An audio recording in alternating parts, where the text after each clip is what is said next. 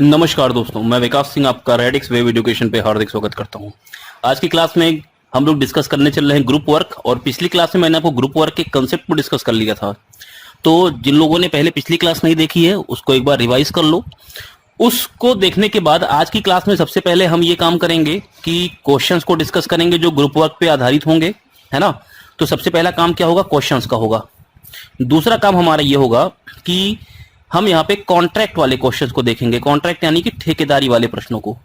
तो इन दो बातों को आज डिस्कस करना है। बहुत ध्यान से इन सारी बातों को जरा समझना।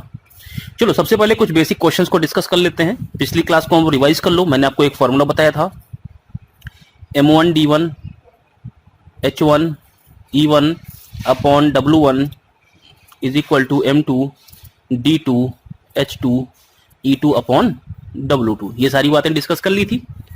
अब देखो यहां पे एक बात, यदि 42 आदमी किसी काम को 15 दिनों में पूरा करते हैं तो 21 दिनों में पूरा करने के लिए कितने आदमी चाहिए? जरा देखना, मैं यहां पे एक बहुत बड़ी बात भी बताने वाला हूं, जरा ध्यान से सुनना। देखो पहली बात तो ये, आप इसमें क्या लगा दोगे? 42 आदमी यानी M1 कितना दे रखा है? 42। पहले बेसिकली जरा समझ लो इस बात को। दूसरा ये कितने दिनों में कंप्लीट करते हैं, इसका मतलब D1 दे रखा है 15 दिनों में, और किसी बारे में कोई भी बात नहीं कर रहा है, ना तो घंटों के बारे में, ना ही उनकी क्षमताओं के बारे में, और ना ही कार्य के बारे में। ठीक है, तो M1 42 और D1 15। तो उसी काम को, यानी जितना काम ये लोग कर रहे हैं, उसी काम को 21 दिनों में पूरा करने के लिए कितने आदमी चाहिए? इसका मतलब दिन दे रखा है, D2 दे रखा है कितना? 21। कितने आदमी चाहिए? तो M2 निकालना होगा। यहां तक तो बात समझ में आ रही होगी। सबसे पहला काम यही करोगे आप कि यहां पे सीधा सीधा क्या कर दोगे? M1 D1 बराबर M2 D2 लगा दोगे, यानी 42 गुणे 15 बराबर M2 इंटू D2 दे रखा है 21। तो M2 कितना हो जाएगा भैया? 42 गुणे 15 और बटे 21। 21 दूना 42 और 15 दूना 30। ये सारा काम आप करोगे यहां पे। ठीक है, तो बेसिक जब चीज की हम बात करते हैं तो ये हमारी बेसिक चीज है। ऐसे ही आप प्रश्नों को हल करते हो, है ना। तो ये बेसिक है, इसको समझना जो बहुत जरूरी है। लेकिन इंपॉर्टेंट बात यहां पे ये है कि क्या इस प्रश्न को देखकर डायरेक्ट उत्तर किया जा सकता था? तो मेरा हाँ ये है कि हाँ डायरेक्ट कर सकते थे। मैं डायरेक्ट क्वेश्चन को देखकर और बोलता 30 होगा इसका आंसर। क्यों होगा? अच्छा एक बात बताओ, 42 लोग अगर किसी काम को 15 दिन में कर रहे हैं तो कुल काम कितना हुआ? जरा कंसेप्ट को ध्यान से समझना। 42 गुणे 15 भाई M1 D1 या MD बोल सकते हो। मैंने बताया था यही कार्य होता है पूरा। तो 42 लोग अगर किसी काम को 15 दिन में कर रहे हैं तो कुल काम कितना हुआ? 15 गुणे 42। गुणा करो ना करो कोई फर्क नहीं पड़ेगा। 15 दूना कितना हो गया? 30, और 15 चौका 60 और 3 कितना हो गया? 63।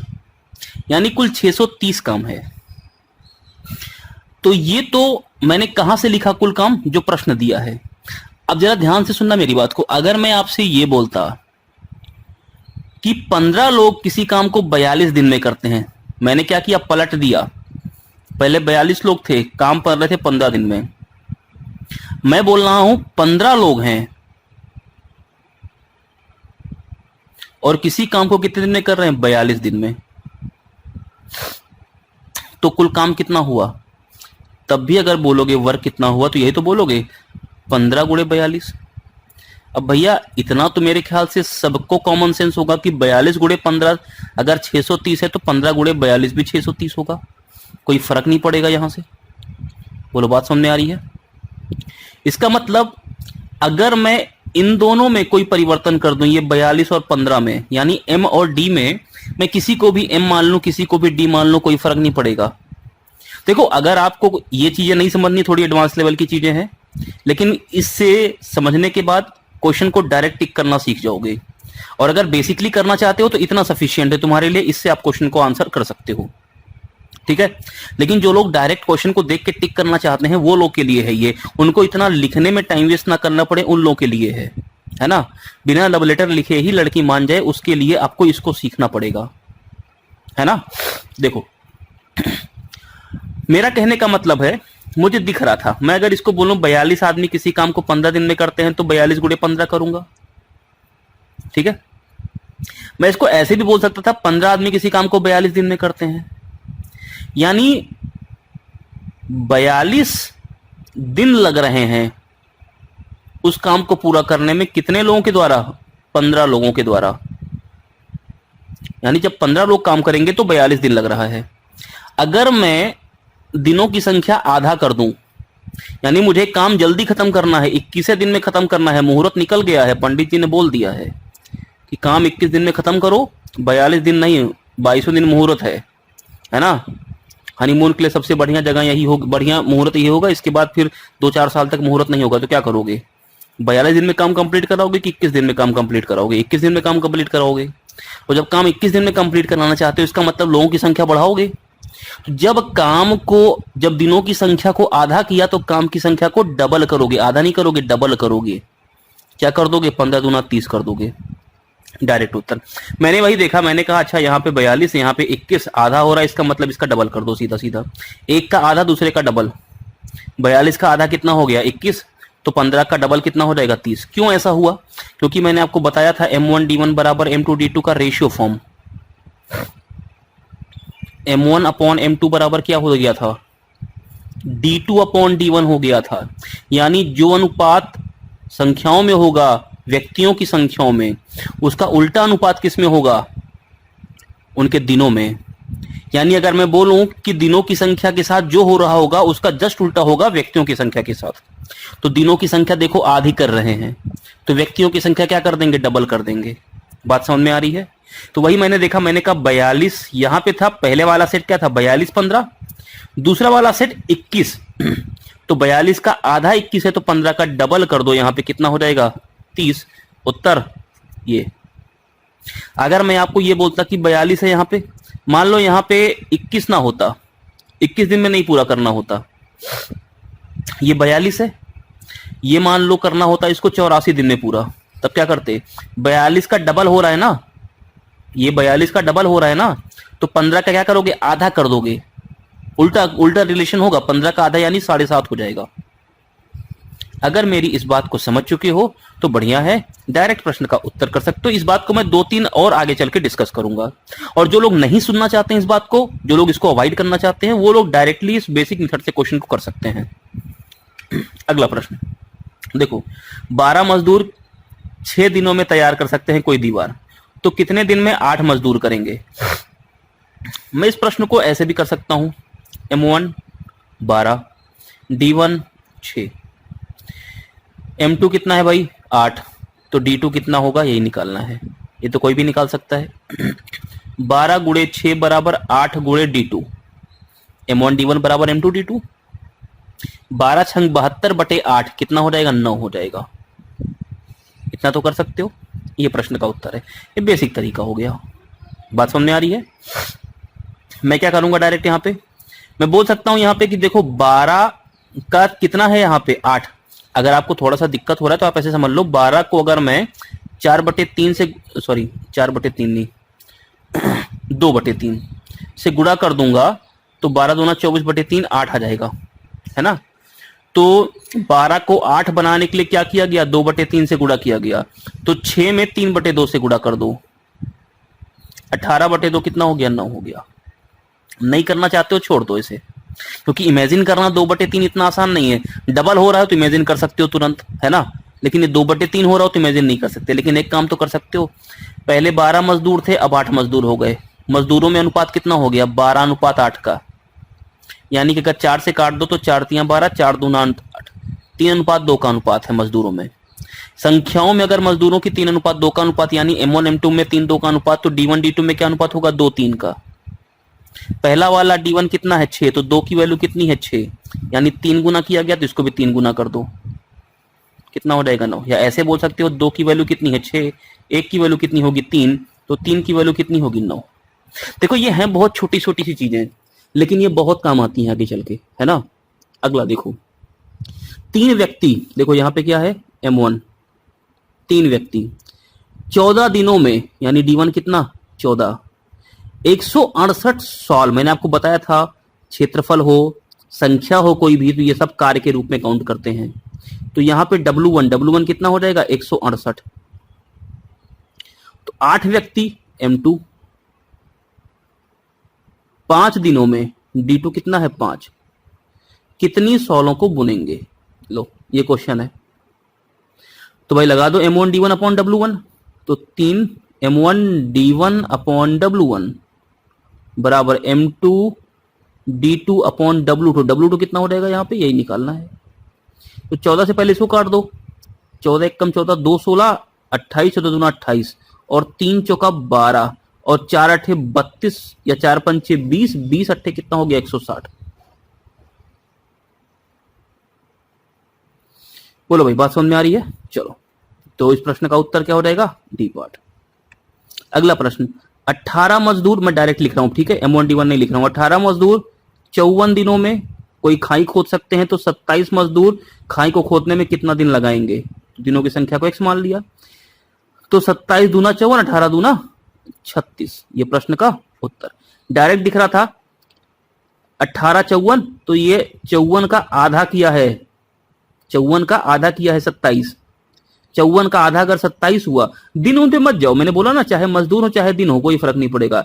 54 का आधा अगर 27 है तो 18 का डबल कितना होगा 36 होगा, क्योंकि एक आधा तो दूसरा डबल। नहीं करना चाहते हो M1 D1 से कर लो, कोई बड़ी बात नहीं है, दिमाग नहीं लगाना है। तो अब देखो 4 प्रश्न मैंने यहाँ पे डायरेक्ट लिए हैं, इन सबको जरा समझ लो, नॉर्मल टाइप के प्रश्न है ये सब। थोड़ा सा अभी मैं यहाँ पे एक बात मेरी समझना जरा, अभी जब मैं इस टॉपिक को पूरा कंप्लीट कर लूंगा ना, ये पूरा टॉपिक जिसमें मैं ग्रुप वर्क को भी कंप्लीट करूंगा, तो ग्रुप वर्क और ये नॉर्मल वर्क जो कंप्लीट हो जाएगा, इंडिविजुअल वर्क पूरा, इंडिविजुअल तो कंप्लीट हो गया है, ग्रुप वर्क चल रहा है, ये कंप्लीट हो जाने दो। इसके कंप्लीट होने के बाद हम लोग कम से कम 50 से 60 क्वेश्चंस करेंगे जो बेहतरीन लेवल के प्रश्न होंगे प्रीवियस ईयर को मैं आपको दिखाऊंगा। अगर थोड़ा सा दिमाग का इस्तेमाल करो तो बहुत सी चीजों को करने से बच जाओगे, और बहुत तगड़े लेवल के क्वेश्चंस होंगे वो, ठीक है, परेशान मत हो, वो सब भी करना सिखाऊंगा आपको। देखो ये वाला प्रश्न देखो, सबसे पहले 12 व्यक्ति किसी कुएं को 20 दिनों में खोद सकते हैं, तो 15 दिन में खोदना है इसको, तो कितने व्यक्ति लगेंगे। मान लो x व्यक्ति लगेंगे। 3 से काट दो, 3 पचे 15 और 3 से काट दो, 3 चौका 12 और 5 से कट गया 4, 4 चौका कितना हो गया 16। पहले प्रश्न का उत्तर 16।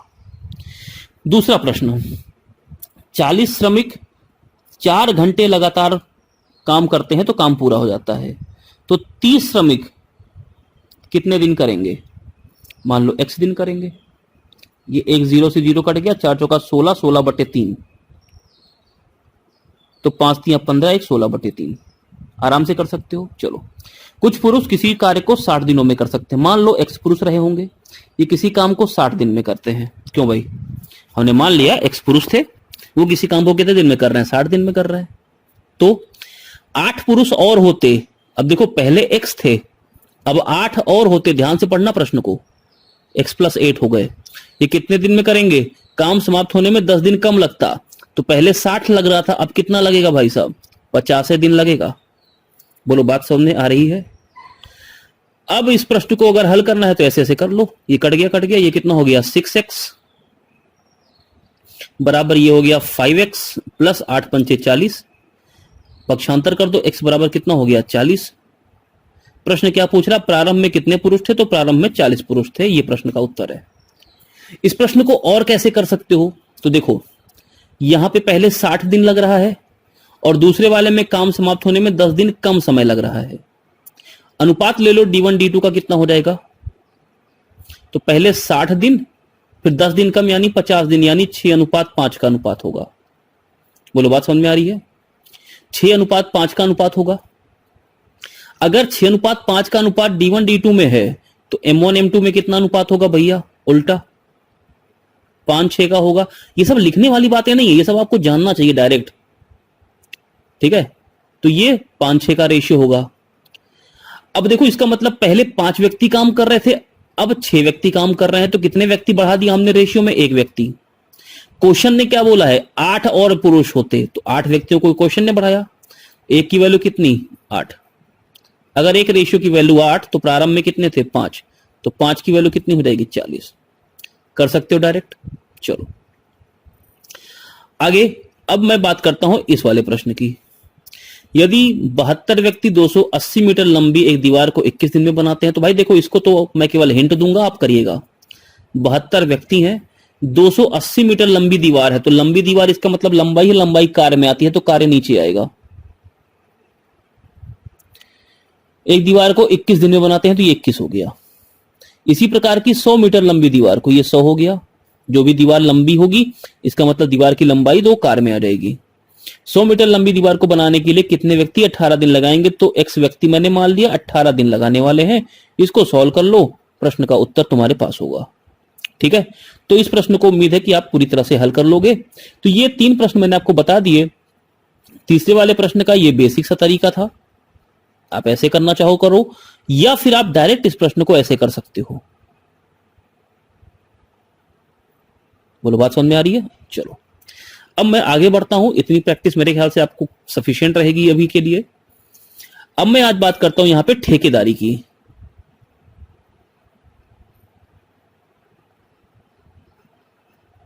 इसको क्या बोलते हैं? कॉन्ट्रैक्ट। अब जरा एक बात समझना, ठेकेदारी की जब भी कभी बात करते हैं तो यहां पे क्या क्या चीजें आपको पता होंगी। सबसे पहले आपको कार्य पता होगा कि काम कितना करना है, यानी ये क्या होगा, ये नोन होगा आपके लिए। अब ये काम परसेंट की फॉर्म में हो सकता है, किसी भी संख्या की या नंबर की फॉर्म में हो सकता है, रेशियो की फॉर्म में, अनुपात की फॉर्म में हो सकता है, कुछ भाग काम ऐसा करके बोल सकता है भाग की फॉर्म में। तो भाग और रेशियो तो हालांकि एक ही पार्ट है, परसेंटेज भी वही है, रूप अलग अलग है केवल। तो काम किसी भी रूप में इस तरह से दिया हो सकता है। तो पहली बात तो हमने कर ली कार्य की। दूसरी बात अगर यहां पे करें तो यहां पे टोटल डेज हमें दिए होंगे। टोटल डेज, ये टोटल डेज क्या है भाई? टोटल डेज का मतलब जितने दिनों में काम को कंप्लीट करने का ठेका लिया गया है। जितने दिनों में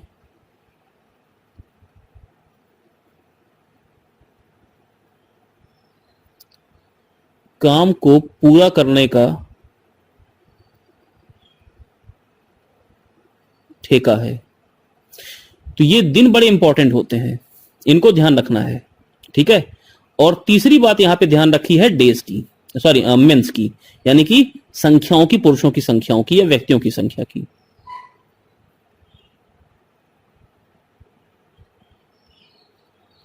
ये व्यक्तियों की संख्या का क्या मतलब हो गया यहां पे?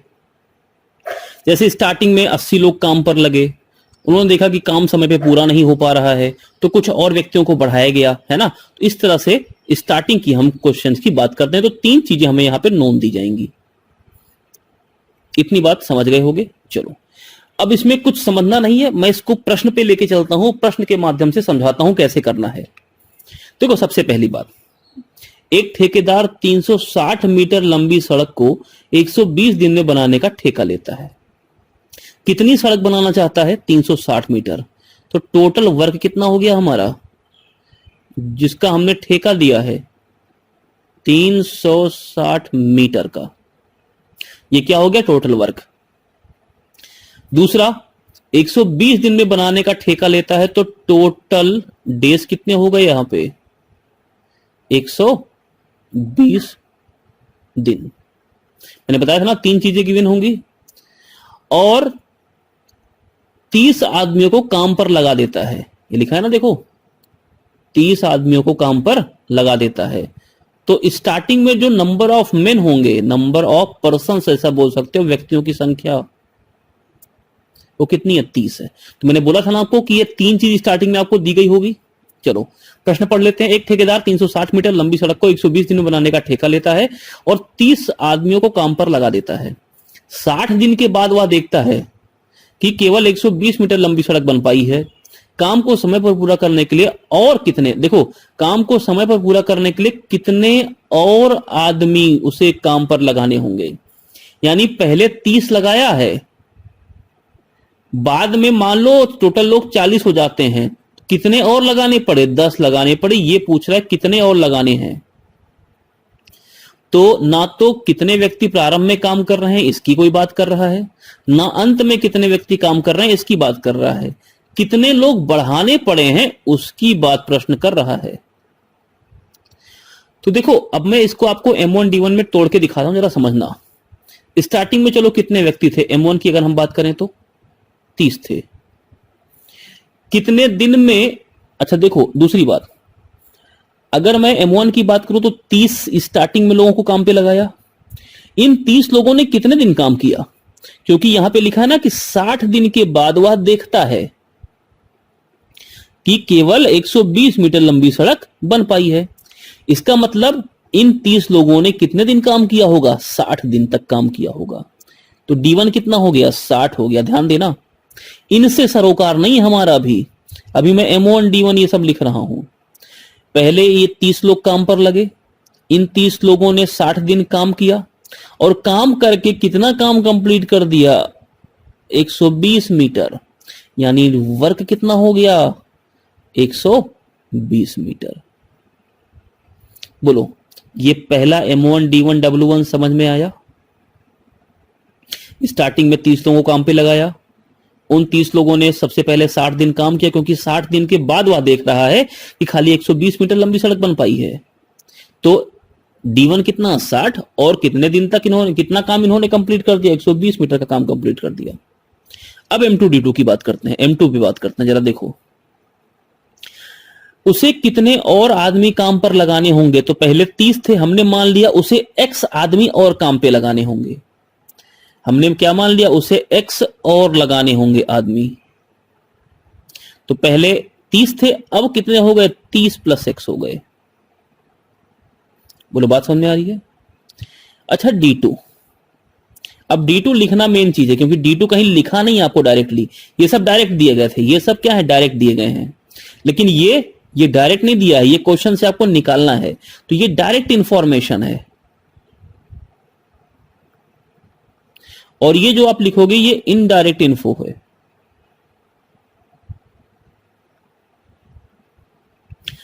तो D2 कैसे लिखोगे। अच्छा ये बताओ, कितने दिन में काम कंप्लीट करने का ठेका लिया था, 120 दिन में। उसमें से कितने दिन काम कर लिया, 60। कितना दिन बचा, 60 दिन। ये 60 कैसे आया, तो जो टोटल 120 दिन का ठेका था उसमें से ये वाला 60 मैंने घटा दिया। अरे बोलो, बात समझ में आ गई। चलो अब W2 की बात करते हैं। कुल कितना काम का ठेका लिया था, 360 मीटर का। कितना काम कर दिया अभी तक, 120 मीटर। कितना बचा है, 240 मीटर काम बचा है। अब मेरे ख्याल से तुमको अब दिक्कत नहीं हो रही होगी।